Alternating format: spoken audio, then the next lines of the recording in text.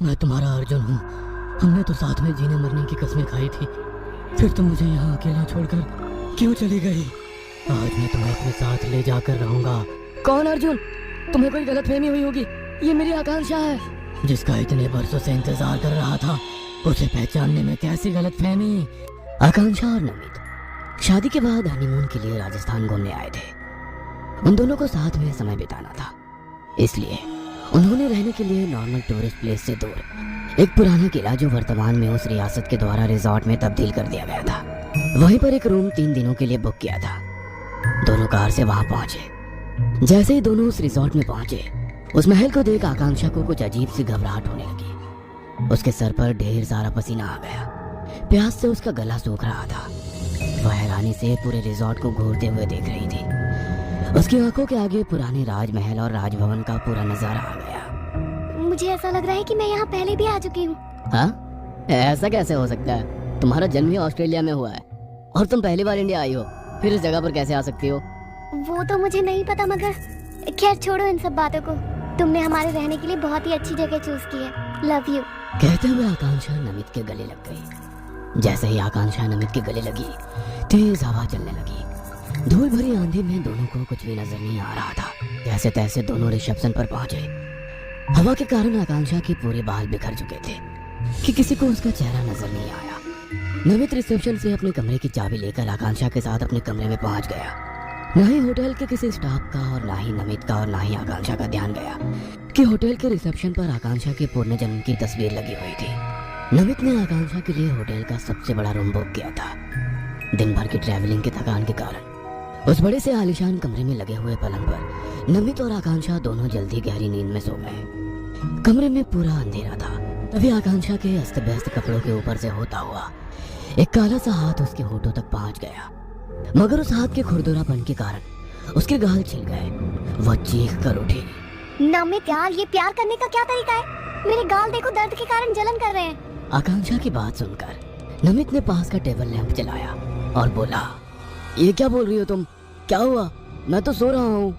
आकांक्षा हैरान थी, क्योंकि ये तो उसे भी समझ में आ गया था कि वो हाथ नमित का नहीं था। इसका मतलब कमरे में कोई और भी है। उसने तुरंत कमरे की सारी लाइट जलाई और पलंग के आसपास और नीचे चेक करने लगी, मगर कहीं भी कोई नजर नहीं आ रहा था। पूरे कमरे में हल्का हल्का सा धुआं हो रहा था और जलने की गंध आ रही थी। कमरे का तापमान भी बहुत कम था। आकांक्षा ठंड से कांपने लगी। आकांक्षा, शायद तुमने कोई बुरा सपना देखा होगा, सो जाओ। ज्यादा थकान के कारण कभी कभी इल्यूजन होता है। That was not my illusion. देखो, मेरे गालों पर उंगली के निशान साफ नजर आ रहे हैं।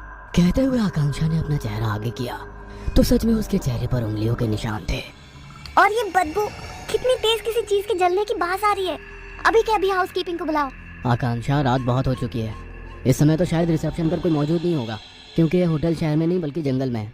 जैसे तैसे रात निकाल लो, सुबह सबसे पहले होटल स्टाफ से बात करूंगा।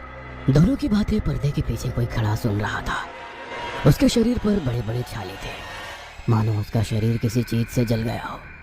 नमित ने उसे प्यार से समझाकर सुला दिया, मगर नमित को नींद नहीं आ रही थी। वह बालकनी में खड़ा होकर सिगरेट पीने लगा। दूसरी तरफ आकांक्षा नींद में भी परेशान हो रही थी। लगातार उसके चेहरे के भाव बदल रहे थे।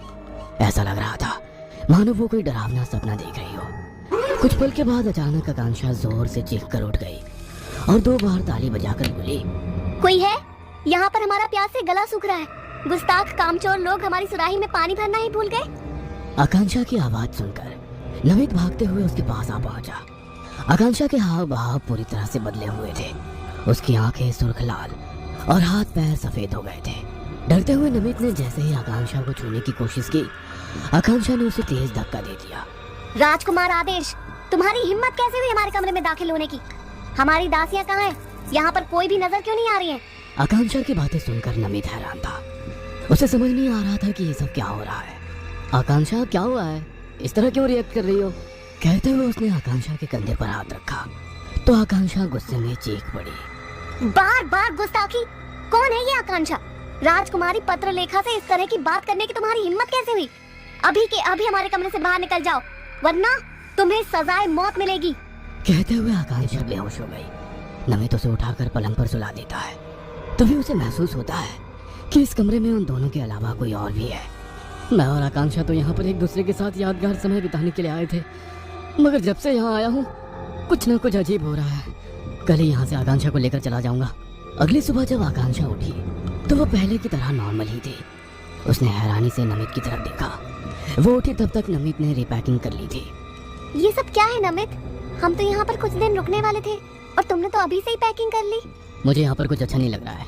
हम लोग किसी और रिजॉर्ट में रुकेंगे। कल रात की बात को इतना सीरियस ले रहे हो सकता है मैंने कोई सपना देखा हो। भूल जाओ सारी बात को। ये रिजॉर्ट कितना खूबसूरत है। कहते हुए उसने अपने रूम के खिड़की के कर्टेन हटा दिए। सामने स्विमिंग पूल नजर आ रहा था। उसी पूल के पास एक आदमी खड़ा था जिसका शरीर पूरी तरह से जला हुआ था। वह आकांक्षा के कमरे की खिड़की की ओर ही देख रहा था।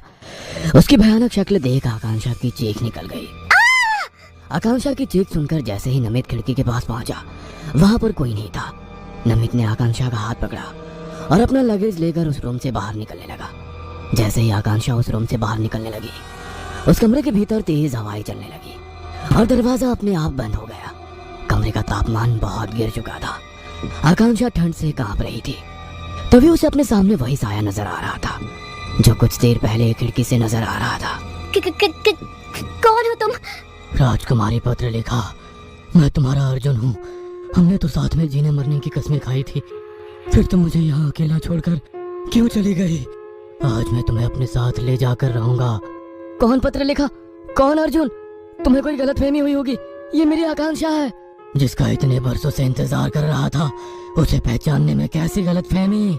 मेरे लिए ही इसका पुनर्जन्म हुआ है।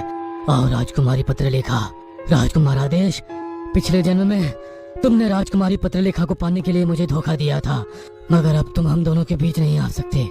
कहते हुए उस साय ने अपने हाथ आगे बढ़ाते हुए आकांक्षा का हाथ पकड़ लिया। साय का हाथ इतना करीब आने से आकांक्षा जोर से चीखने लगी। छोड़ दो, मुझे जाने दो। इस जन्म में सिर्फ तुम मेरी हो। अर्जुन को याद करो पत्रलेखा, कैसे इस आदेश ने हमें धोखा दिया था। इसने मुझे एक कमरे में बंद कर जिंदा जला दिया था और फिर धोखे से तुमसे शादी की थी। आज नियति को देखो, उसने मुझे अपना बदला लेने का मौका दिया है। कहते हुए उसने आकांक्षा की आंखों पर हाथ रखा तो आकांक्षा को अपना पुराना जन्म याद आ गया था कि कैसे आदेश ने धोखे से अर्जुन को एक कमरे में बंद किया और उसे जला दिया।